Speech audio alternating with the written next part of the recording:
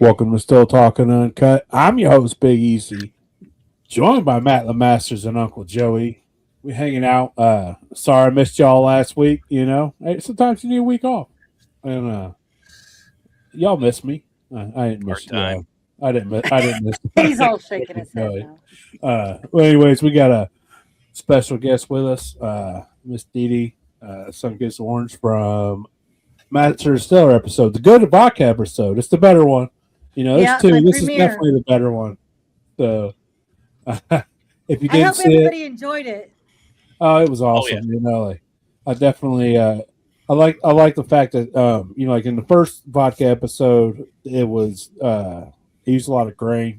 Like Sean used wheat, and it was just pot stilling the shit out of it, which was cool because everybody had the same rig, and Yeah. it was different because it made you guys use potatoes because it's like, hey, what are you used to seeing vodka? It's usually potatoes, or everybody thinks. People Yep. really don't think that vodka is made from anything else, but it's like you can make vodka from anything as long as you strip the flavor out of it. That's Yep. right. Just keep distilling it till it doesn't smell and taste. Yeah, run it enough, like, and if you got just like a pot still, like you're just using a pot still, it can be a little difficult, get into doing stripping runs, and I mean that's how you're going to achieve it. Yeah. Yep. Uh, Now, what you see a lot of like small distilleries that only have pot stills, they just prime their thumper with 190 proof because you got to come off at 190 proof at some point in your run for it to legally be called vodka. So they just Yep. prime their thumper with 190. They come off at 190 in the beginning, and boom, all the rest is vodka because they're proofing it down to 80 anyways. But a lot of Right. a lot of times their vodka will have off notes, corn notes if they're using that as the mash but yeah, that's a little trick that some of these small distilleries use that are only just running little pot stills is they prime the hell out of that thumper to get it to come off. So it's definitely a good little trick. But Yep. Or you could just rerun your heads, you know, yep, save your like heads, Yeah. they high pile proof. up after a while. And you're like, okay, I got to do something with these things. You might as well, it's You get more heads, but you get more hearts too. I mean, Mhm. you get everything, or even exactly. even if you took it and you bumped a mash later on, like you bumped a stripping run to get it up with all those heads, like, and everybody's like, oh, you rerun heads. Distilleries do it. Distilleries keep everything from the first drop to as far down as they want to go, and they rerun it, like it's all money. They're gonna Yep. make heads cuts, and They got to in order yeah, to Hell, I've had a get few. I think forward. they bottled them. like, yeah, Just long, that's just as right. long as that locker stock, the smell or taste gets out of there, I'm Yeah. Oh no, that's what. Never mind. I'll be nice. That's true. I'm not gonna. Sometimes you get some of them in some jars, like Mhm. uh, and you get into that when you get places chasing quantity over quality. They make a heads cut a little too early. It happens. Like especially home distiller early on, even later on. Sometimes you make a heads cut too early. So Mhm. I always Yeah. when I make my heads cut, I always save another jar, and I call it my tweener heads jar. It's right between my Yeah. heads. It's right between my hearts, and that jar it's not quite drinkable, but it's not quite heads. It's kind of I'm It's a You use funny. it gotta for let it sit something else. out for it. What you do is Listen, I have those tweeners too, and I just let them set out for a couple days, and then I put the lid on, I shake them, and then I take the lid off, and I smell them, and I'm like, if it doesn't smell like heads, and I'll taste them, and if it doesn't taste like heads, then I let it go into my hearts. Something that I'll keep, Yeah. but man, I was running today. I was running some. What was I running? Jimmy Red? No, I was running my red wheat. I get a Hollis red wheat out of Washington. It's really good. Nice. It's got a real sweet back to it, like you're eating cereal. I mean, like you're eating Hmm. oatmeal or cream of wheat. It's really good. And I was like, I haven't done little tiny runs like 8 gallons because I have a 20-gallon still. But what I wanted to do is I did a mash of Jimmy Red corn, and I did a mash of my Hollis red wheat separately. course, they weren't on time. They didn't come out at the same time. So I ran my Jimmy Red, half of it, because I wanted to run it separately. And then I wanted to run a little bit of my red wheat separately. And then I wanted to mix those together. And then whatever was left, I wanted to actually run together. So the wheat and the corn together to see if there was any taste differences, So now I've done separate ones. Now I got to put them together and see if it tastes any different than running them together last time. So I'm just experimenting with flavors. You're killing me. I want to know the difference.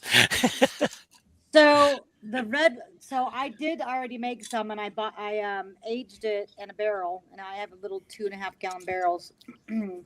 And the red corn was up front. You could totally taste the corn. And then in the back, the red wheat came in, like the sweet cereal taste.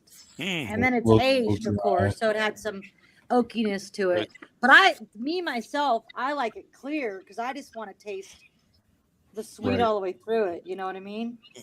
Yep. And it's so good. So good. I love it. I mean, I'll probably bring some to Popcorn Sutton. If you guys are going, you'll have to look me up. Yeah, I'll give you I won't be there this year. It's the one I haven't been to, but I'm not going to make it there this year. Yeah. I know June's going to be a busy month for me. Yeah. Do you plan on going to the one in Beattyville, the Bourbon Moonshine Festival? Is that the one in Louisiana? No. That's in Beattyville, Kentucky. Kentucky. No. Yeah. So this year I have three flights planned. So I'm going to have to wait until next year to do the two others. So I won't go to Popcorn or Maggie Valley next year. I want to go to the one in Louisiana because I could fly to Texas and then just drive there. Mm-hmm. And I'll try to get to that one. When's that one in Beattyville? I think at end of May, mid-June. I'm not sure. I'll get the details. I forget. Or I'll find out right now. Give me just a second. Go ahead and take over, Uncle Joey. I tapped Uncle Joey in. So let's talk about a little bit of your time on the Master Distiller show. Was it something that you've been wanting to do and just hadn't gotten around to it? Did they reach out to you? I mean, how did that whole process transpire there? So before I got on the show, I'd been distilling for a couple of years, just because I watched the show and I'm like, ooh, I want to do that. It's like a cross between a cook and a scientist, And so let me interrupt. So you wanted to start. Had you had much clear before you started, or was that, you know what I mean? Like, had you already had a taste for clear? Because I hadn't really drank a lot of good clear, and once I had it, I wanted to make it myself. So was it the taste of it that wanted you to make it, or you? Okay, I was just curious. No, I hadn't. I drank good whiskeys, and I just started. I've always liked just straight whiskey because every time I drink something with sugar in it, I get a headache, and a hangover, and I don't want to do that. I just give me a glass of whiskey with one ice cube, and I'm a happy girl. But I think more just making moonshine intrigued me. I never had it before, So it's like I'm making corn liquor and I don't even know what it's supposed to taste like. Like I have nothing to compare it to. A lot of us at the beginning. So, I had to wait until I went to Popcorn Sutton to taste their liquor. And really, I didn't like Popcorn Sutton's liquor. It's a white sour mash corn. I don't know what else he puts in it, but I did not like it at all. I actually gave my bottle away, and I spent $200 buying that bottle. The Black Label bottle from the one Sugarland bottle that they had, or Old Smoky. Not Old Smoky. No, it was from Pam Sutton. Oh, one of the jars. Yeah. One of the Triple X jars. Triple X jars. Number 77. Yeah. Okay. It was, and I'm like, it's just not. I don't like it. I don't know what it is. It just doesn't taste good to me. But everybody's taste buds are different, Yeah. So, anyways, the May prior to going on the show, or April, I went to Texas to the Cattle Country Music Festival in Gonzales, Texas, with my sister. because we found out that Sugarlands was going to be there. And that's the whole reason I went. You know, I mean, the show is good. There was some people I wanted to see. Tanya Tucker was there. And Clint Black was at the second one. There was some good bands there. Whiskey Myers. Anyways, I knew that Mark and Digger was going to be there, and I had already made Jimmy red. I didn't have my red weed at the time. And I got their little 50 ml samples, you know, that you can buy at the liquor store. Yeah. Mhm. And I cleaned out the bottles and I put some of my whiskey in it and stuff. And I went up to their booth. They weren't there yet. It's just one girl that was working there. And I said, I want you to try this. And if you think it's good enough in your palate, then I would love for Mark and Digger to try it, because I knew they were coming the next day. And so she tried it. She goes, wow, that's really good. And it was at room temperature, which was probably 90 degrees out, you know, so it wasn't cold. And so she texted him, I have a set of twins here that want to meet you guys. And so we got to meet them the morning that they showed up in the campgrounds where we were camped, where she was camped too. She was just yards away from where we were.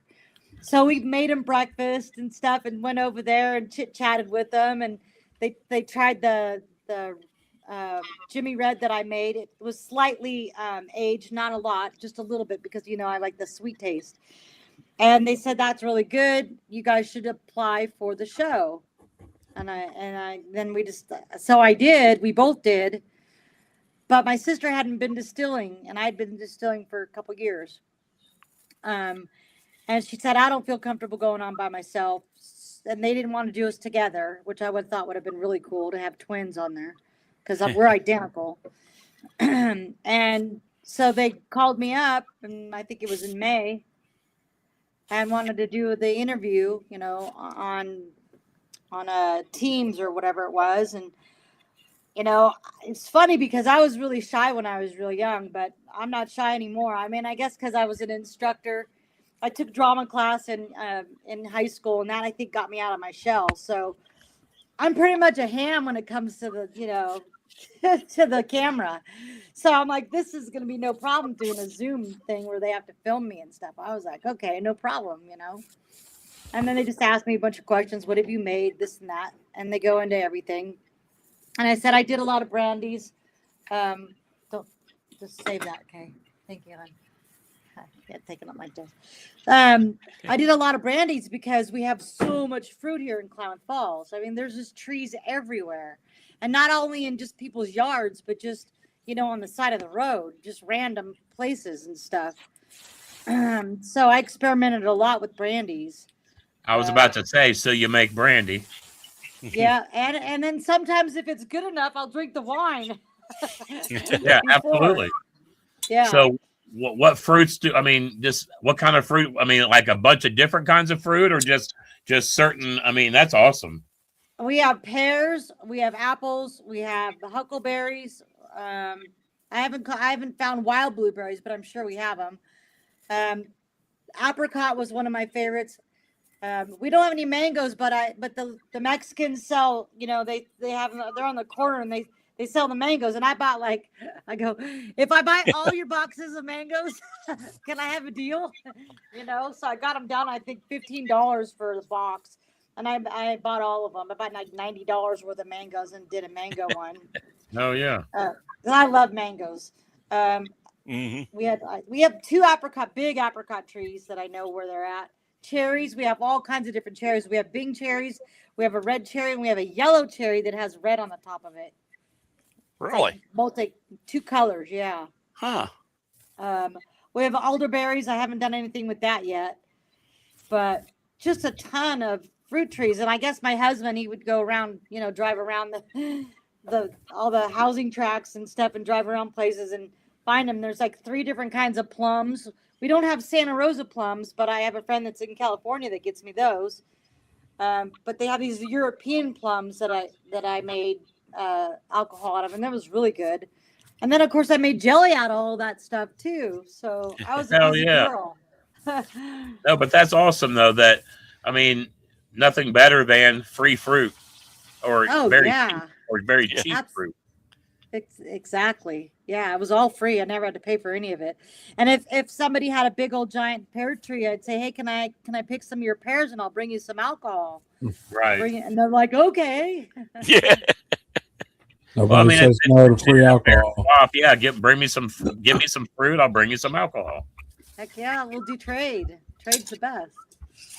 So back to your master distiller time. So you got to get on the show, and was it what you thought it would be? Was it doesn't sound like you were nervous by any means. You said you were a ham when it comes to TV, but it probably gave you a better experience because you were probably more comfortable.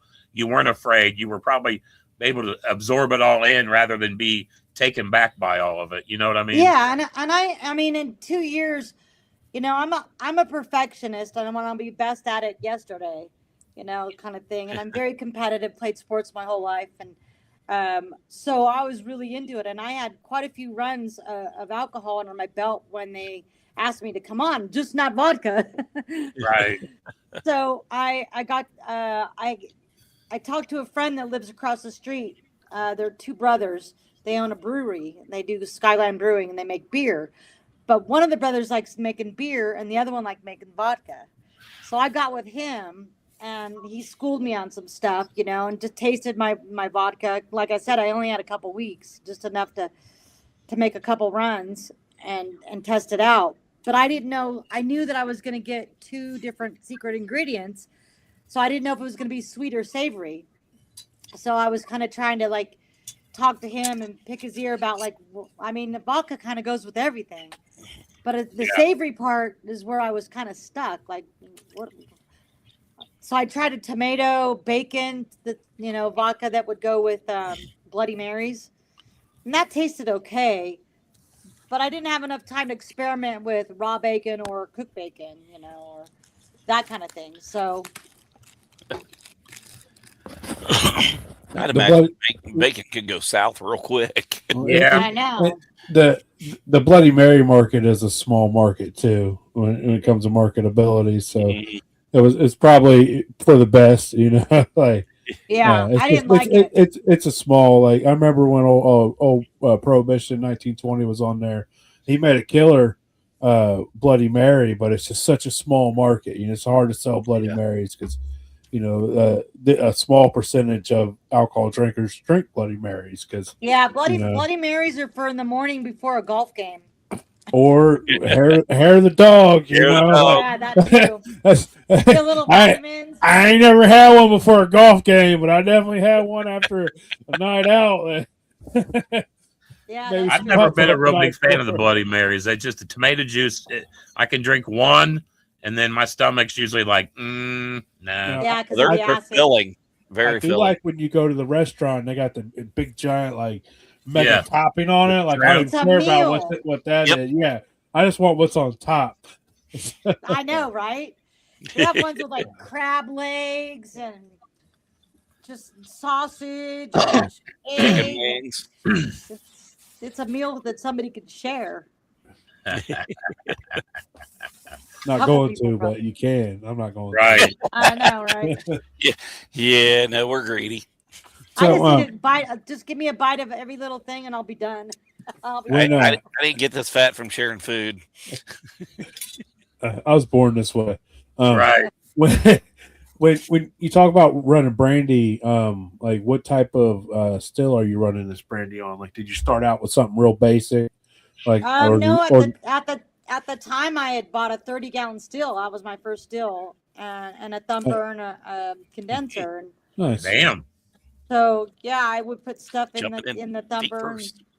You jumped in. Yeah, I did. So do you have a fruit port on your thumper that you load it through? Yes, I do. I bought one from Kevin. It's like a glass piece that goes on the 4-inch top, and then I just infuse with puree or got the dump valve on it. That's a great addition to the still. It's definitely is, and I didn't get that. shooter. I didn't get that for a while. So when I was doing the brandies, my heads would be so flavorful. I'm like, oh yeah, that smells like apricot, or it smells like mango. Then I got into my hearts. I'm like, where'd the flavor go? Where'd the flavor go? What he used to do was cut the heat, pop the cap, reprime the thumper, and then put the cap back on, and then so that infuser was created by some distillery in the late 1800s over on the East Coast, and then really it got brought back to fruition by old 1920 prohibition. He got with North Georgia and the sight glass shooters. Yep. And it got made. It became popular, and then I came out with the upside down jar. So I use a jar. I fill a half gallon jar. I got those too. And so the jar was my idea, and we put that out, and it's that what an addition, what a way to put flavor into your run. And when you start your thumper empty, like you said, it's empty, so your heads blow through, and your thumper acts more like a slobber box and not so much a thumper in the beginning because it's not thumping. And then after you're done, you're like, oh, the heads are gone. You go ahead and dump a little bit in. And I dump a little because sometimes, man, that pressure change will have that still going whoa, whoa, whoa, whoa, whoa, whoa, a little bit. And so you dump slow. I'll let her rip. Don't be a limp. Yes, I dump slow because every time I put a new jar down, I dump a little bit out of that infuser. That way, every jar is going to have the same flavor throughout. And if you have a drain on your thumper, I drain that liquid out of my thumper because it dilutes the vapor coming from your pot into your thumper. And you're dumping in, and what's left in your thumper is just water. So as my run goes, I drain my thumper until it spits a little bit of steam out just to get all that spent infusion liquid, that way it doesn't dilute my new run, and then I put my new stuff back in. I thought about doing that. I thought about opening because I have a valve on my thumper, and I thought about opening and letting some of it out. Yeah. Hell yeah! It was going to do something to my still. So it ain't gonna do nothing to your still. It's pushing. It's pushing. It's gonna push it out. There's so much liquid in there. You're gonna pop that, and it's just gonna push it out. And then as soon as it starts to spin a little bit, it's low. So go ahead and just shut it off. It's not going to do anything. It's not going to push any extra harder because the vapor is going to go to the least resistance. Yep, the least resistance. And that drain down there at the bottom is a much easier resistance than up top. So don't wait too long, or it'll spray you in the face. And so stand to the side and hold your bucket in front of it. But drain that thumper. Drain all that leftover water, that spent flavor that's diluting your new stuff coming in. Drain that thumper out. Mm-hmm. With a drain on your thumper, your thumper doesn't have to be half or a third of the size of your pot. Because if you're worried about filling it up, you can drain it. And also that drain lets you know if you're puking. If you see mash in there, so don't be afraid to pop that drain open and let a little bit of liquid out of that thumper. Well, in a sense, also, you hear Santa talk about his bypass to get rid of the heads. You can also kind of do the same thing when you're through your heads. Can't you kind of drain that thumper out? You kind of guarantee you get all them heads out of it. You know what I mean? You're getting rid of all that shit out of there as well. Too. That's a great idea. Because you can blow them out. I don't always have that infuser on there. Like when I'm running my wheats and stuff like that, my corn, I usually I usually take some corn and some wheat and I mix it like I'm making oatmeal with some water and sugar and stuff. And that's what I put in there after my heads are gone. Right. Yeah. But I didn't think about taking whatever little residual water that's in there. Mm-hmm. If it's up to my valve, it would have to be, and I done 3 jars. I don't know if it's up there or not yet. It'd get up, it'd get up there. But realistically, you're just blowing your heads through that way because you want I blow my heads through that way. It cleans everything out. It's going to clean out that worm. It's going to clean out that condenser. So I don't like to let it. Some people leave the cap off and they let the heads go out through the cap. Some people leave the fruit port open on the thumper and let it go through there. I let it come out through the worm, and because cleans it. Yeah, it cleans it out to me from the previous run. or I didn't feel like cleaning. I didn't feel like doing a cleaning run. It's going to do its thing, and I mean, it's got enough chemicals in it, boy. Yeah. I'm thinking to myself, I sniff this stuff and taste it, because I want to make sure that I get that cut from right at the end of my head, straight going into my hearts. I don't want to waste any of my hearts in the heads jar. And like I said, I was doing only like 7-gallon runs right now, and I'm not used to that. I'm used to doing almost 15 or 20, and I know I got 2 jars of heads, and I got a thing of 4-shot. Once I get rid of those, then I'm usually in my hearts. So I had to sit there and smell it and taste it a lot, and I'm like, am I gonna get messed up? Is my brain gonna get screwed up smelling this stuff? Nah, you'll be all right. It's not like it used to be. The methanol, the heads, it's a product of fermentation. And our fermentations are so much cleaner now than they used to be, and we're not running through repurposed radiators and possibly leaded solder and old steel barrels. Like most of that was propaganda by the government during Prohibition, and it all stuck just like it did with marijuana. It's but. Well, you could drink the heads. It might give you a little headache. You ain't gonna go blind anymore. I can't get past the taste. No, it don't taste good. You know what I'm saying? But hell, I've seen hobos drink mouthwash and get drunk. If you want to get it, you got to get it. So it's what it is. So. Well, we're talking about yeast. What type of yeast do you like to use with your brandies? Do you change based on the fruit?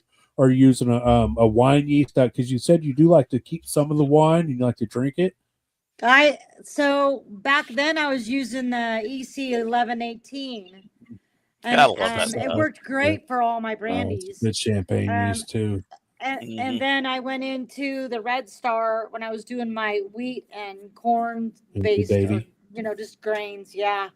And Red Star usually it did good for me. I actually used it on the show, and I brought my own corn sugar too. I was going to make sure I was going to get alcohol out of it, no matter whether I converted or not. And I think I did. I didn't have my iodine there to test to see if I converted. Yeah.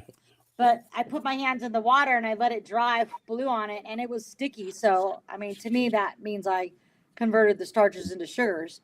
Your time frame too kind of hurts you with full conversions, and like you got to use sugars. You could invert the sugars. Or like you said, you have dextrose, which is already a single chain, so it's going to ferment real nice. 30 pounds of that stuff. I love corn sugar. Like corn sugar it's very easily accessible where we're at. Is it accessible where you're at, DeeDee? Yes, yeah. We have a chef store that does restaurant supply stuff, food and all kinds of stuff for restaurants. And I think my dextrose is, it's like $69 or $70 for a 50-pound bag. That's not bad. That's about $10 more than I pay for it. So that's not bad. Like it's worth it though.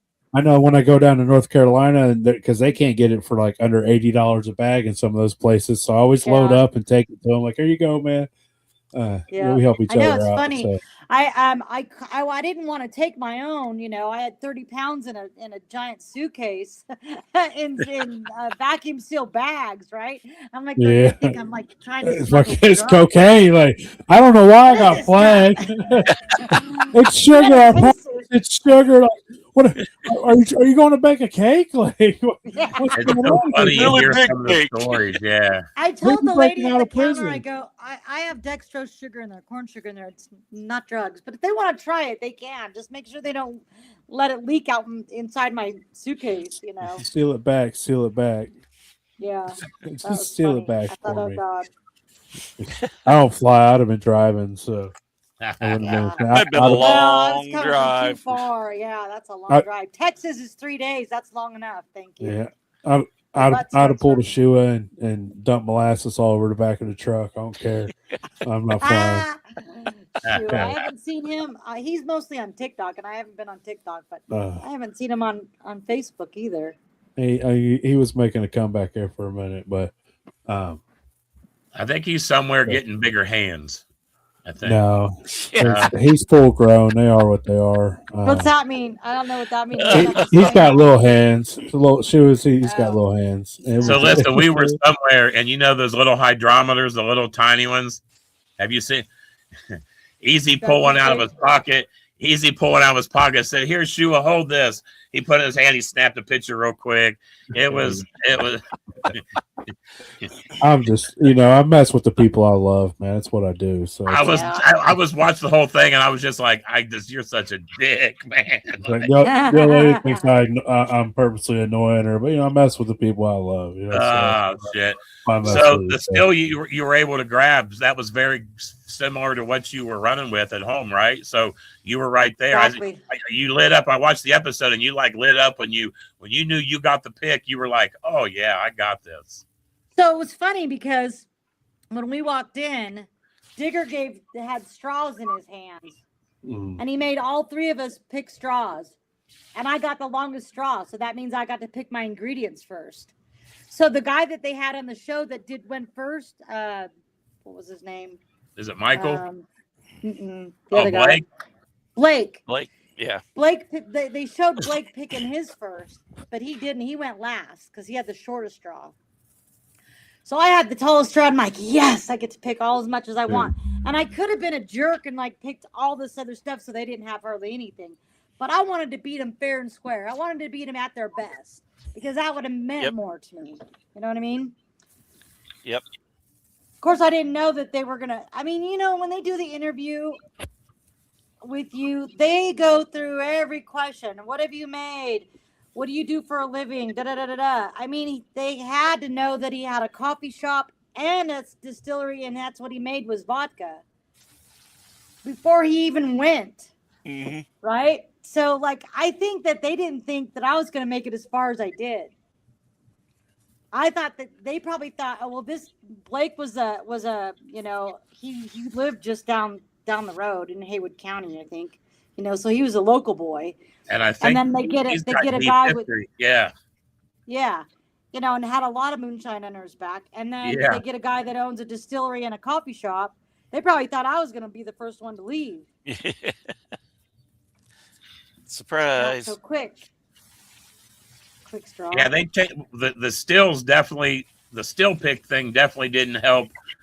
Poor Blake, he wasn't going to make no vodka with that. There was no not way. a lime arm, no. It's like no way. No. I understand. You know what I'm saying? It's for the show, but there's a line, man. It's like, look, man, I can't make chicken salad out of chicken shit.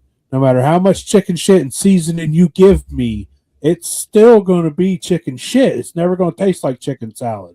Exactly. I need a little bit of salad. I need to cut it at least a little bit, and I can't cut it with just a line arm. I got a cake still over here. You may make vodka with a cake still, things like that would drive me crazy. So let me ask you this: did he seem? I mean, that had to take the wind out of his sails, man, because right then and there, you're facing a huge disadvantage. Did it seem to shake him at all? I mean, did he stay pretty? No, he did his best, but I think where he should have not gone is the malted grain, the barley, because it's going to taste like a bourbon or a whiskey. It's too strong to take out. It supersedes the potato. I was surprised that he didn't dump clear distillate back in the pot and give it a double run as he's running and re-dilute it. Like if I got stuck with just a line arm, I'd cut that heat. I would take my beginning distillate. I'm going to proof it down anyway. So when I add water to it, I would even add water back to it with that high proof and just really try to cut it down and get it flavorless. There's little things that you can do. You get stuck with it. I'm well seasoned with a keg still, just a straight line arm. I've pulled a 185 proof out of just a keg still. It's possible. Just a line arm. It's like we was talking about earlier. You have to strip and put back in, and if you don't have a thumper, you can't prime. I'm really surprised that hasn't been done yet on the show, to where somebody had to get a high proof or strip flavor, or just need more volume, and they didn't redump their distillate back into the. And I don't know if there's hey, you can't do that, because it's like, hey, that takes some balls to go ahead and pop open that pot while it's running and dump 150 proof back into it. It's like I'm gonna do that at home. Just like I'm gonna take a glass jar and turn it off while it's blowing steam and put it back on after I reload it. But that's home stuff, so I don't know the rules or anything like that. Just it makes you wonder if he could have. They didn't tell us any rules. They didn't say we couldn't do those kind of things. Like I had a wet rag on my cap. Yeah. To try to at least get a little bit of drip back. A little reflux. A tiny bit. Yeah, a little bit of reflux on there. And he could have done that, I would think. On top of taking his heads and maybe even his foreshot and throwing it all back in there. I mean, yeah. And he could have took that arm and pointed it way up, and just made it fight. Made it fight to come out. Yeah, because so kept refluxing. Yeah, well, the angle of your line arm means a lot when you're running a Liebig. You know what I'm saying? Flat is like balance. Down is flavor, low proof, and up is high proof, low flavor. And so like you can adjust that, and then the higher up it is, there's tricks and trades to go with just a single. We call it cake still because that's usually what you see on a cake still is a simple 2-inch pipe with a Liebig, and it's just it's just one of those things that they're awesome. If you have never messed with a little line arm cake still, you should definitely mess with it, man. I made one. Nice. I made one. They're so easy to make. They are. My husband's a plumber by trade. Yeah. His dad. There you go. So I learned, and then he was a boiler mechanic for Lawrence Livermore Labs. So, he knows all about the pressures and all that stuff. Mm-hmm. So he just told me what to do, and we made it, and it was so much fun. I enjoyed it. Sweating pipe's pretty easy, but so I did that, and then I bought a inline jar. It's the half-gallon jar to be able, that has the two valves on it from Tiger Shine. And, Bruiser's a good color. Bruiser. And I added it to, so my old still had just a 1 inch coming out the neck as my cap, in a sense. It just had a 6-inch on the top flat, and then it just had. Matter of fact, I have it right here. Let me show you. Yeah, I know exactly what you're talking about. I think old was it the Steven style still? So it looks like this, mm-hmm. right? But that arm was really long, and then the line arm went off of that. Now this. I put this on there because I'm going to put my cap that I got from Kevin on. Will fit on here, and then this is just going to have a valve that I could just, once I bleed it off or whatever. When I open it, when I'm done. Yeah, you can blow. Well, you can blow your heads off with that too if you wanted to. Yeah, that too. But that's also a valve that you can open. Yeah, I attached a jar between my pot and the line arm. Or Landry valve.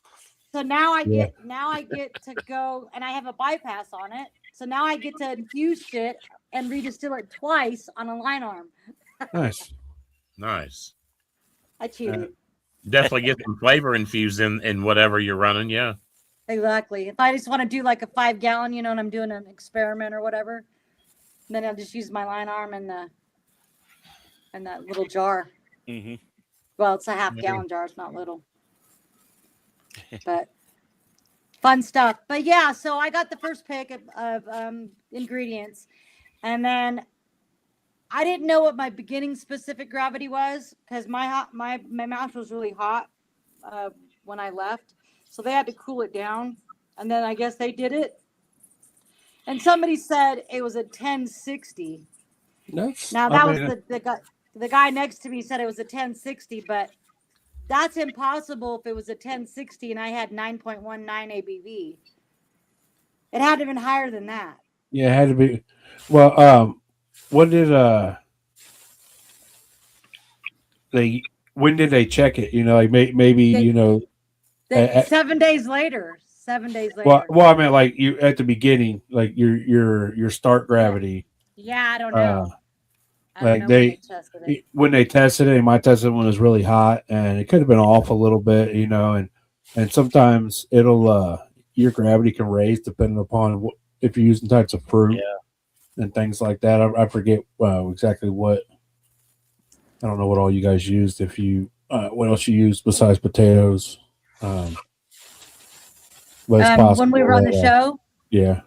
Yeah, I did sweet potatoes, yellow golden, and I did a couple of 2 or 3 scoops of instant mashed potatoes, and then I did 3 beets. That's what made my mash pink, which I thought was cool. Oh, that's right. Your mash pink. That's right. Yeah. Did you get any flavor from the beets at all? Did any flavor come through with those? They said that they tasted them, but I didn't taste them. Yeah. They gotta say I didn't taste them at all. But No. but she's a vodka girl, so she could probably taste all kinds of stuff in vodka. But to me, it just tastes like nothing. It smells like nothing. Yeah, it's just yeah. You would think it would be earthy to me. I mean, yeah, maybe it would. Yeah. You ever eat a beet? Like there's not a whole lot of flavor there. You know what I'm saying? It's a whole lot of bland and you know what I'm saying? Like a whole lot of gnawing and a whole lot of bland. So it's all I've had is those pickled beets, and I don't like them. So even still, they're still not. You can pickle them in sugar. Cold beer. Don't bring that pickled stuff around these two, man. You gotta put some eggs in with them, and you gotta pickle the eggs, and we're all right, man. So yeah, but these two don't have a lot of flavor.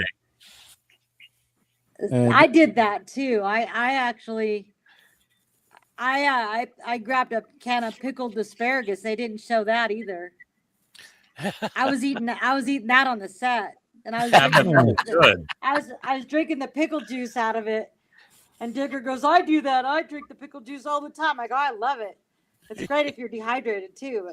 So I gave him my pickled asparagus, and he ate a few of them and drank some pickle juice out of it. Oh yeah. But they didn't show that part. Bribing the judges. Yeah. Gotta do what you gotta do.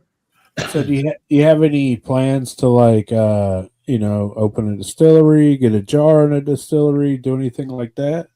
So funny you ask. The guy that helped me, that mentored me, looks like he's getting a place in a little town south of here. And he's got to refurbish it and all that. But he always said, if I get my distillery going, you can come in and make whatever alcohol you want and sell it out of my distillery and work under my license. So I'm like, nice.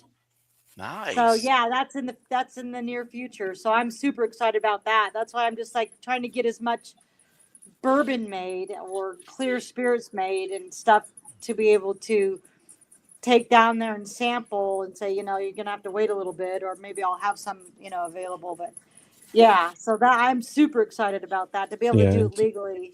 Yeah. Takes a while to make bourbon legally. I give my stuff away, Well, that's why we make it to share, for that's Christmas. Fun part. I got 8 nephews and 4 nieces, and I'm like, that they know that they're going to get alcohol for Christmas. Unless you're running a 500-gallon still, there's not enough liquor to make money off of to make it worth your time. It's a hobby. It's a fun hobby. Right, hey, some people build cars, some people tend gardens, some people make beer, some people run liquor. We all got a little hobby that we do that don't hurt nobody. And we pay our taxes on everything that we buy, everything that we do. We pay plenty of our taxes, like I bet I paid taxes on that bag of sugar 87 times before it got to me. So, that's one good thing about Oregon. We don't got to pay sales tax. It helps. Yeah, we don't here on food. We don't pay sales tax, so that helps us too. Yeah. But yeah, it's all pretty much food. So living in Oregon, are there a lot of people like yourself? Did you find this out? I mean, like in Ohio, we have groups. I mean, there's a lot of distillers in the area. Did you find are there many distillers in your area that you know of, or are you one of the, you know what I mean? I know a lot of people like to keep it secret, but once you kind of get out there, you kind of get introduced to people introduce themselves and this and that. I'm in such a small town that I don't think there's anybody else here that distills. There might be some people doing it illegally, and selling it or whatever. I don't know about them. And for the people that I gave spirits to, they never said anything to me about there's another guy here. Right. It's around. The closest distilleries is an hour away. There's none in Klamath County. And that's why he was trying to do it. And some of the commissioners or the fire department for certain buildings, they don't want to do it because they want to have sprinklers. I'm like, sprinklers ain't going to do anything if your still blows up. It really isn't. I don't know what you guys don't, obviously you don't know what it is, Do you run propane or electric? Propane. I want to do a still with a big old pipe down the middle, put a propane pipe in there. Yeah, burn too. So I could churn around all my ingredients inside that thing and get a better flavored brandy or burn too. Now, you see, have you seen agitators? Some people run with agitators. Yeah, I gotta figure out how I could get one and get it in my still. You just have a port put in on the side, just a 2-inch port. You're out in Oregon, that's a little hard.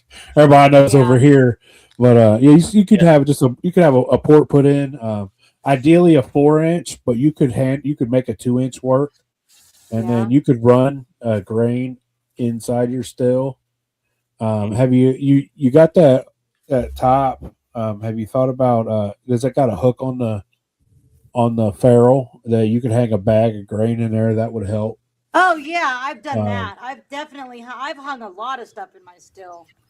I made a cucumber lime vodka, and I took 3 or 4 cucumbers and pureed them and stuck them in a bag and tied a knot on it and had a string, and then I just tied it around my tri clamp part, the part that you screw, the little handle. Yeah, this part right here. But yeah, I've hung a ton of stuff in there, and I have also put stuff in my cap, for flavor. But he was throwing all kinds of stuff when we were on the show. He was throwing peppers in there. He was throwing tomatillos in there. He was throwing all kinds of stuff. I'm like, where are you from? It's not going to settle on the bottom, and you're going to scorch. That's all I could think of. Well, you see, like, with a submarine pot, they mash inside a submarine pot, so it's got the grain and all that, and they just stir while it heats up, and once it's rolling, it won't scorch, and then they'll put the cap on, and you can do the same thing in a regular pot still. You just got to row that boat while you're heating up, and when it's hot enough where it's rolling itself, it's just like cooking on your regular stove. Like once it's rolling, it's going to mix everything up in there. And, shoot, that's a temperature like 180, 190. That's up there when it's rolling. I mean, what is your guys? I mean, I'm at 4,000 feet. When does it start moving around like that? I don't do that. Yeah. No, I mean, I siphon off. I don't spin. I have no idea. I don't. I got marbles I could put in the bottom that makes it move around. Ideally, anything to move it around. Yeah. Ideally, my still doesn't have a thermometer on it. I prefer to run without one. I spend too much time staring at them, and they give me false readings, and they're junk. And it's like, oh well, it's like, oh well, it says 190, and it's like, well, I don't care. I care about is it coming out of the still? And what's it coming out of the end at? Is it coming out how I want? And I just they irk me, and I prefer to run without them. Yeah, I know when I'm getting into my tails when my temperature goes up to 200. Yeah, you get high up in the end of your run, and your thermometer's going to read. Because I'm not one for going way down in my tails because of the smell. So I go into my 80s, sometimes my 70s, just depends. Wow. So I know you don't like the smell. Have you ever gotten down to your sweet waters and your low wines when that smell and stank goes away? I can't say that. Yeah, you get down into the 30s, and 30 to 10 will be a little clear. You might not like the smell and taste of it, so like save it all up and then prime your thumper. Well, you can prime your thumb. You can just do a tails run, prime your thumper with water, so it cleans it up during your run, and that way you're not wasting all that tails, because you're stopping at 60. You got from 60 down to 0 if you want. That's a 5-gallon bucket of distillate that you could run later and get a solid gallon of good clean alcohol. You're running down that far, are you are you at boiling point by then? Oh yeah, I'm at whatever it's coming out of the still at, whatever it's coming out the way I want. I ignore the boiling points and the temperature readings, and it's just if it's running off the worm the way you like. How's it running? When I get into my tails, I turn it up. I'm running even faster and hotter than I was when I was doing my distillate run. We're in the nasty tails. Oh yeah, for sure you had to be. And so just ignore that thermometer and just crank it up. And if it's not whiffing, if it's not whipping steam out of the end of the worm, I'm not running my tails fast enough. If it starts puffing, I might be running a little faster, and I'll turn it down a little bit. But yeah, I run the hell out of my tails, and that's good distillate for later on. Like you put all that time working, and it's going to take you like an extra hour and a half to run that, and just think of all the work you did, and just throw it in a 5-gallon bucket, fill up an old keg. Like bucket under it, you only have to switch jars. Yeah, like man, I run those tails. A lot of no distillery waste their tails. The bucket. And even on their spirit runs, a lot of distilleries will take their tails, they'll filter them, and they'll turn them into sipping creams and stuff like that, because it's all money. Oh yeah, you already got a 40 proof. Yeah, that was very interesting when me and Sean took that trip down to Neely's. He don't save no tails. It was wild.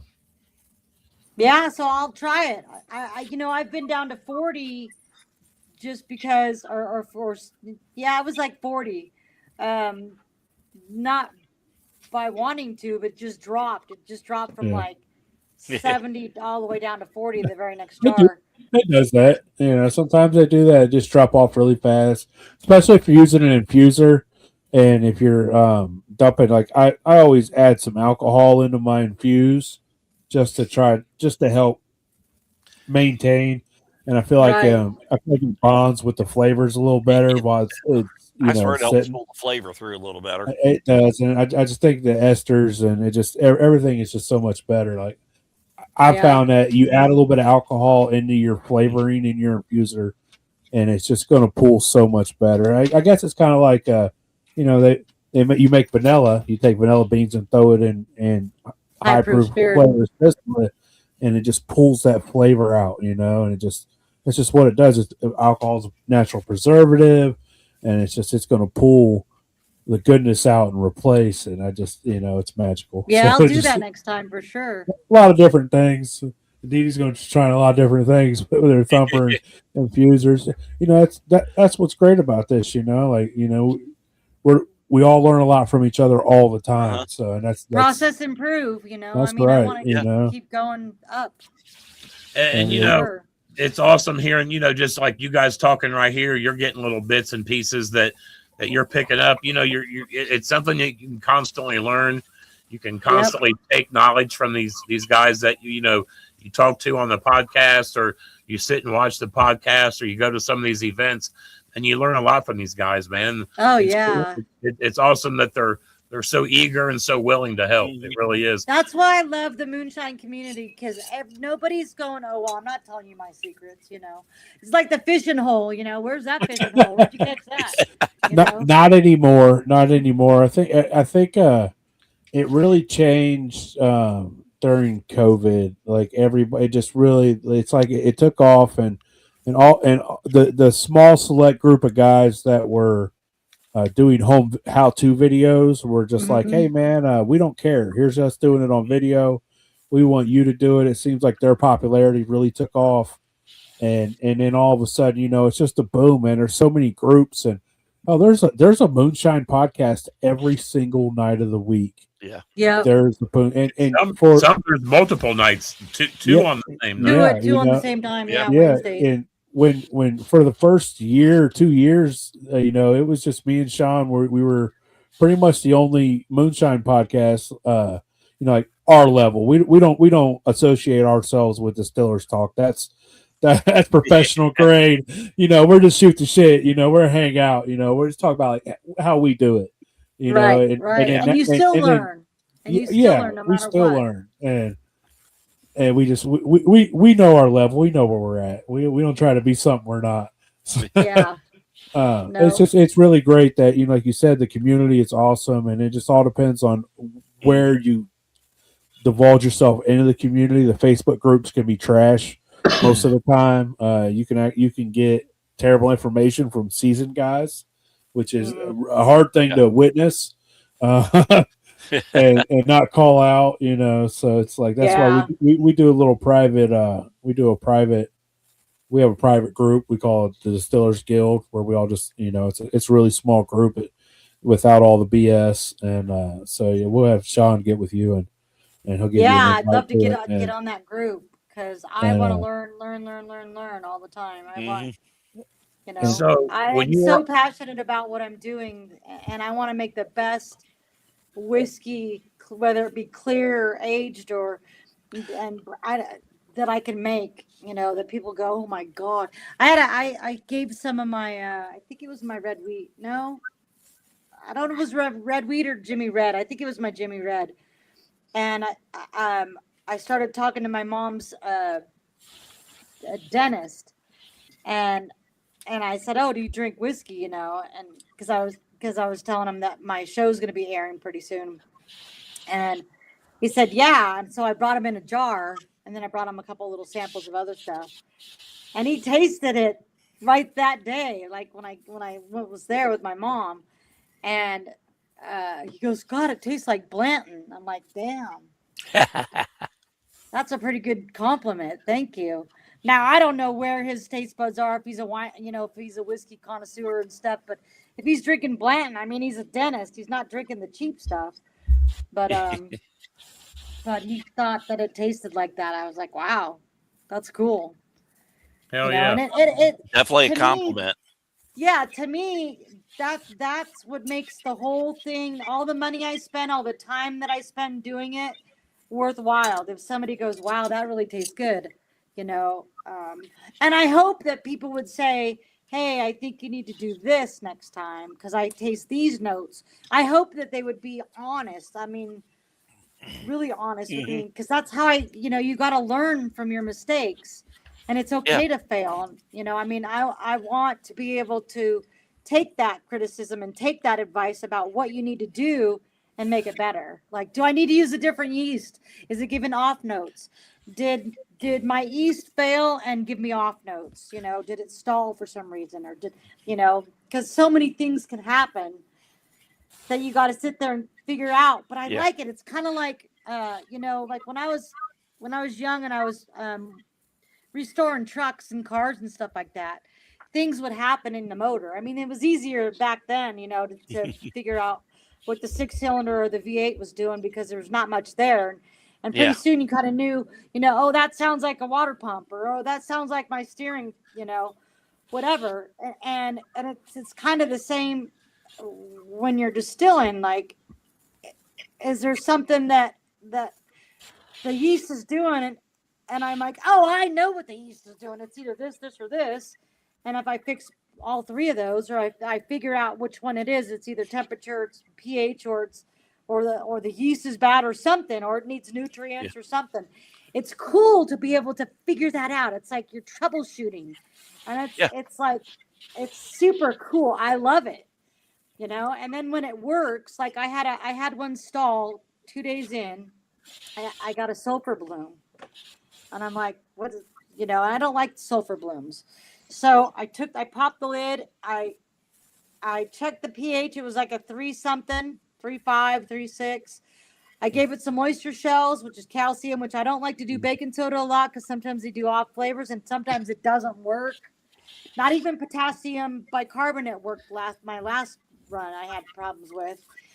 So I just put oyster shells in there, and I put it I just went like that, a squirt of ketchup, stirred it around really good, aerated it, closed it, and it just started bubbling again, and the sulfur smell was gone. And I was like, cool. Done and done. Yeah. How about you guys? What do you guys do for sulfur bloom? Do you just let it go? Because Amanda said it's not going to give too many off flavors in your liquor. You're not going to even taste it. But it's because the yeast is trust. Whatever grows stays. I don't care what it is, man. As long as it ferments down, whatever it picks up and creates along the way, I'm just gonna skim it off and I'm gonna run it. Yep, Like, I don't do the anything lactose extra. is supposed to be good, right? Lactose. Yeah, I had that once. Unless you let it sit too long, then it eats alcohol. Well, hey, you can't let it sit too long. I had one actually sour, a lactose that's sour. Yeah. Well, ain't that how they do sour beers? I mean, ain't that how they do sour beers? They introduce a certain type of infection to it, into the ferment, and that's how they get the sourness. I don't like sour beer, but I'm not 100% sure. Uncle Joey, get us a beer guy on. There we go. We got a distillery here in town. I'll have to maybe reach out to him. A brewery or a distillery? Yeah, we got a brewery. Yeah. You said distillery, so I'm like, well, we just hit it again, Uncle Joey. Hit it again. It's all good. All right. If I could get my neighbor on the line, he'd be able to tell me too. Those two guys he's a brainiac when it comes to making beer, and his brother making. Hats off to him. Yeah. I hate doing beer. When you were on the show, I respect the people who do. I can't do beer. I heard the last guy. I was just watching the guy that just won the last episode. He was talking like, did they do anything to you guys to like test you guys to see if you were paying attention? He was saying when they walked in on their stills, all their valves were open. Did they do anything to try to see if you guys were paying attention or knew what you were doing? You know what I mean? Like, yeah. Because that's a rookie move when you have your valve open. Yeah, he said and the one guy on that, he said he dumped he started dumping it in and dumped it right on the ground. So, I was just curious if they'd done anything like that to you guys during your episode to just see if they were catching you guys off. No, I had troubles getting my my burner started because the valve that I had was it didn't have the regulator in it where you could adjust it. You had to adjust it by the valve that opens and closes the propane. It's funny to say that because I feel like every episode I watch, they make it seem like one person doesn't know how to light their still. And it's always like, poof, boom. Poof. Like they do that on purpose, I feel like. Yeah. Usually they'll have a little needle valve down there by it, or there'll be like a little circle thing that you spin to adjust your airflow. There was, and I have that exact same burner that I used on the show, and it has the little red valve. So you know what I do? Yeah. I don't touch that thing. When I turn off my pot, I turn it off on the valve going into my propane, and I leave that little red thing at the same spot. And I adjust it as I'm going along, but I don't touch that. When I go to turn off my pot, I just close the valve and I crack open my lid, and that's it. I don't touch that little red thing because if you turn it all the way off and you open your valve, then nothing's coming out. Then you got to figure out where it is, and then you get one of those poofs, So I eliminate that step. Yeah, and that's the fun part about at home. You know what I'm saying? You do the same thing so much, you set yourself up. You understand how to do what you want to do. You know what to expect. Right. So what's probably saying this, and it sounds like you've done you've done a bit of distilling at home. What's like a big oops moment that you've had while you've been doing this? What's a good oops moment? Yeah, share a good one. So I don't have much patience. I never have my whole life. I haven't had much patience. I want everything yesterday, right? So I got this mash that stalls, and this is the one that I was telling you, briefly telling you about. It just it went down the pH. It just stopped. It was one of my red wheat and red corn mashes. Was it a I was sour doing the mash? opposite. Yeah. So the first one I did 20%. Well, I did 20 pounds of corn and 10 pounds of red wheat, and I wanted to flip it and do another mash the opposite to see if the flavors were different. And I knew it was warm enough, but it stalled, and it was because of pH. So I went back to my little room and I got some potassium bicarbonate, and I poured, I don't know, 2 or 3 tablespoons in it, stirred it around slowly, and it was okay. pH didn't budge, not at all, right? So I only had a little bit of baking soda, so I put some of that in. I mean, it was probably only 3 or 4 tablespoons. And I had a headspace probably 8-10 inches. Maybe no, maybe more than that. Maybe more than that. Wait till you hear this. So I'm like, that didn't do anything, didn't budget. I go, honey, you got to go get me some more baking soda. So he buys me the little small one, right? And I'm like, screw this shit. I'm tired of waiting. So there it is. I poured so much in there. Hit it with the sturge. It around, and it just went all nice. I went and grabbed every single towel I could. And I'm like trying to keep it from going underneath the refrigerator because it's in my pantry because that's the only place where it's warm all the time. Oh, no. Right, where all my food is.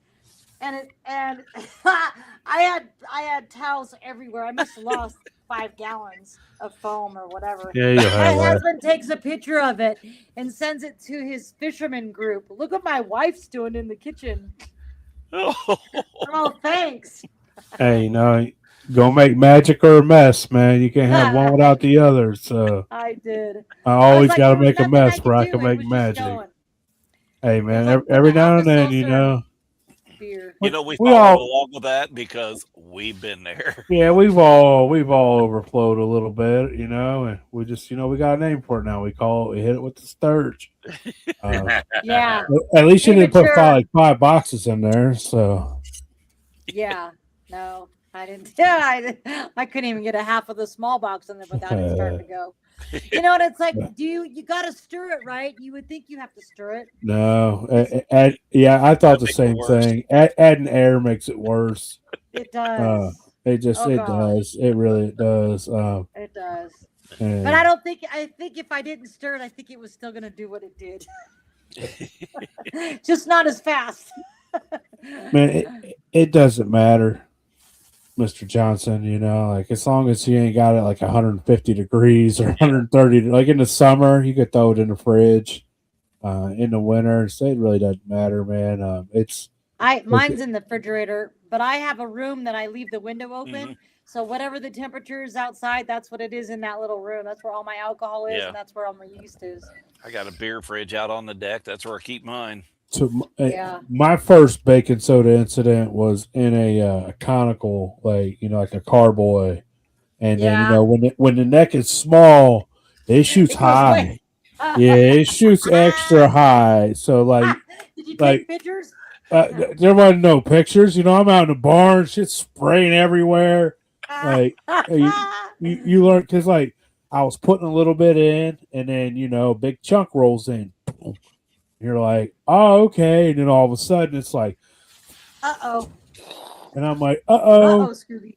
Uh-oh. And then and so next time I remember I'm like, this from science class. I don't remember that. We never got to do that in science class. I don't remember much from We did science the class. vinegar and baking soda. I don't remember none of that. We were making wood. And then the next one, I'm using a big open top trash can. So I'm like, I'll put a little bit in. And then you know how it is, man. You get a big clump, man. And it's a big old ball rolled out. And I was like, all right, I'm going to hit it down before it gets bad. And I hit it with the mixer. Man. The mixer made it worse. I learned a lot that day. Those two it's times. It's bad when you have clumps like that. And you don't know you're going to have clumps like that. And they just buy the pH 5.2 or just crush a bunch of oyster shells in it, man. I ain't messing with baking soda. I make a mess. That's too much of a mess. I know. Like you said, you lose 5 gallons everywhere. Everything's sticky. Yep. because yeah. that shit ain't fermented I all the know. way out. Yeah. So. And all the grains are on the floor and stuck everywhere. Oh I yeah. mopped 2 or 3 times, and then I sent my shark over there to do it. Oh my gosh, it was bad. So overall, you had a good time on Master Distiller, and it was everything you thought it would be. Was it more than you thought it would be? I mean, Yeah, I wish I would have made some other decisions, since I mean, I had the top jar and all that, and got to pick my still, and got to pick first and parts, like ingredients to mix with the chocolate or coffee. I wish I would have just picked the chocolate and him do just the coffee. He wouldn't have been able to make a mole. I don't know what he would have made, but I just, that keep it simple, stupid. I should have done that. And made a chocolate orange vodka, because I made a chocolate orange vodka after I came home, because I was like, I know I was close, but I'm going to get better at this, and I'm going to keep doing it until I perfect it. And I made a chocolate orange vodka, and I sent it to him, and he gave it to his distiller, and he said, if she would have turned in this jar, you would have lost. I'm just super competitive. I don't, second. We want to win. We want to win. I want to win fair. Yeah, but yes. I want to beat everybody, but I want to win. So I mean, exactly. My angle on making liquor, I really enjoyed the very first jar of corn liquor I ever tasted, even though it was from Big Easy. He's a piece of shit. I really enjoy the taste of corn liquor, and I want to be able to make that and hand somebody the jar and have the same feeling that I did when Easy came over and he had like this, I don't know, he had like 75 jars in this box that he brought in. And I had a flat, and invited me. I had a flat, and I'm like, all right. I went through. I grabbed some peach brandy. I called in to work the next day, man. And I show up, and and Sean left me hanging. It's pouring. I drove an hour to get there in the rain, and so they start the podcast, and I'm like, here, man, try this. And so I let him try the clear liquor first, because if you let people try your liquor, you gotta let them try the clear first. You can't let them try the sugary stuff first and then the clear, because the clear ain't going to be no good after they've had the sweetness, because you done killed the palate. And so he's like, bro, what is this? What'd you put in it? And I'm like, I ain't put nothing in that jar. What do you mean what I put in it? I mean, I'm a bourbon guy. I was on a bourbon-based podcast. We reviewed bourbons. We talked. We got drunk as shit on bourbon. I was a bourbon guy. Never really had a lot of clear corn liquor. Maybe had some Maker's Mark White Dog, and to me, that's not very good to drink. And I tasted corn liquor, and I was like, son of a bitch, man. I really like that. And now I like many different kinds: blue corn, white corn, yellow corn, Jimmy Red. I mean, there's so many different variations of corn, and I like them all clear. I really I know. I'm right there with you. I am right there with you. I like it better because I want to taste all those flavors that corn or that wheat or the whatever it was made. Because when you introduce the barrel, then you're getting caramel notes, you're getting vanilla notes, you're getting oak notes, you're getting all this other stuff that kind of mask it in a sense. You get it in the back. If you just do it lightly, you get it in the back. But I'm right there with you. I like it clear better. And here's something that I've noticed. I've probably got too many bottles of bourbon here. If you ask my wife, she'll completely tell you I've got too many bottles of bourbon. But what I can say is I've actually tasted some aged corn liquor that some of these shiners have given me that's better than most of these bottles that I have on my shelf.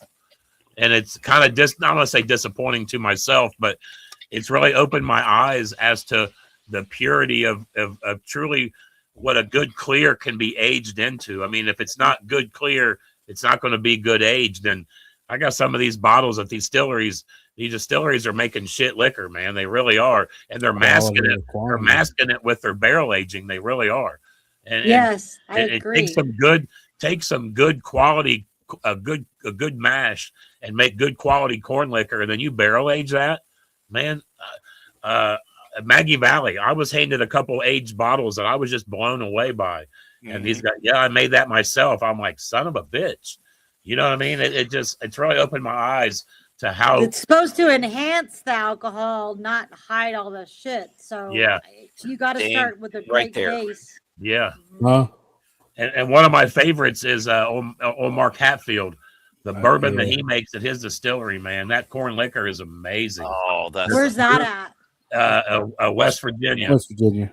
It's so creamy. It's got such a smoothness, and if I'm not mistaken, he converts everything. Am I not mistaken, Easy? Yeah, full conversion. He's just using grain and liquid. So no sugar. It all really goes down to sugar. Yeah, no sugar at all. A good base clear corn liquor really does a good aged liquor. All right. So I did a scotch with no sugar. I had to convert all the barley. I had peated barley, malted barley, and regular barley. And I didn't get. I got, I think, a 1045 out of it. And then I didn't know how to actually test to see if I converted, and I wasn't. I don't even think I had amylase then. I bet that was an easy drinking. There, so it had it in it. Yeah, that low proof. But I got 3 quality jars of scotch out of it that I aged lightly. I mean, it's like a light colored caramel that somebody took back with them, and they didn't want to share it with anybody's. So that was cool. When I got a big mash, I got a mash that my gravity just didn't get to where I wanted, and I don't want to bump it. I'll split it and I'll strip the first half of the mash to back the second half. Oh yeah, of the mash. That way you wind up with a really solid full run out of a small run. Right. What do you do? Just add your distillate to the mash? Yeah. Okay. So like say you had a 20-gallon mash, take 10 gallons and just do a strip and run. Keep everything from first strip to 0, and then take that and throw it in with your other 10 gallons. But you should have a few gallons. You'll wind up with probably 12, 13 gallons on your next run, and then you'll wind up with it'll just bump it up and say you could always add barley and stuff to your star of the show right there. Got to go outside. She's like, "Look, Mom, you've been on too long." The dog wanted out. Yeah, you've been on too long, Mom. Now it's time for me to go out. So, but I got one of mine just came in. Yeah, we have been on for a while, so we'll go on ahead and let everybody get out of here tonight, and we'll let you go on and get on with the rest of your night. We do appreciate you coming and hanging out with us. Thank you. It was my pleasure. It was super fun, and I always learn something, and it's just fun chatting with you guys. Yeah, I really enjoyed this. We love our brandies around here, and saying you're like I said, I really enjoyed the vodka episode, just to be able to compare the two. If they do come back with another season, they got to do sugar. You've done the grain, you've done the grain vodka, you've done potato vodka. Now you gotta do a sugar vodka, and then you got 3 vodka champions, and then you can have a champion off. You could have the vodka mega champion, or rice, a rice vodka. Yeah, you could do rice, and you can but anyways. Drink it in the beginning stages and drink it after it's distilled. Why not? That's the best. If you use a solid yeast, just like with making sake or wine, you can enjoy it before you distill it. Yep, I did that. I did that with 35 pounds of blueberries somebody gave me. Oh, dude, I love a blueberry wine. Man. Yeah, it was good, and I only got it down to 1.000, and it was just. It was so good. It didn't leave your mouth dry. And I did another one. Still sweet. But it went to 0.999, and it was way drier. And I kind of like it just at level 1.000, because it's got a little bit of sugar in there where it doesn't make it so dry in the back half when you're swallowing it. Huge difference. Blueberries it coat your mouth. They really coat your mouth when you eat them. Like they leave a coating on your mouth. So even when they ferment out, it's still there. You definitely know you're getting a blueberry. So, yeah, Uncle Joey, who's on next week, Uncle Joey? Our next guest will be March 9th. we have Mr. Daniel Stevens. Oh, my man. Oh, Daniel. Moonshiner Bennett. So, he was with me. We were running it almost at the same time filming. I'm sorry. And I got to hang out with his wife, who's a gasser. She is so freaking hilarious. I love her. She's a hoot. Yeah, She's something else. She is. Much fun. Bennett is on the final episode of the season, and from what we hear, it's the final episode of the series. We heard they're not coming back, and you never know. You know what I'm saying? If the demand is there, they might bring it back, and you know, like if they want recommendations, we definitely got some people that would love to go on there and show what they got and compete. But I'll be watching that. Bennett is the next master distiller contestant on March 3rd. March 3rd. And so he's going to be on March 9th. Apparently, Uncle Joey couldn't get him on the 2nd. He didn't want to be on. No, you gotta sweet talk people, man. Like, hey, whatever, Uncle Joey. He reached out to me and said, how about March 9th? I said, go for it. That's when he wanted to. No, and you should have been like, no, but whatever. Anyways, I'll get him on. All right, guys.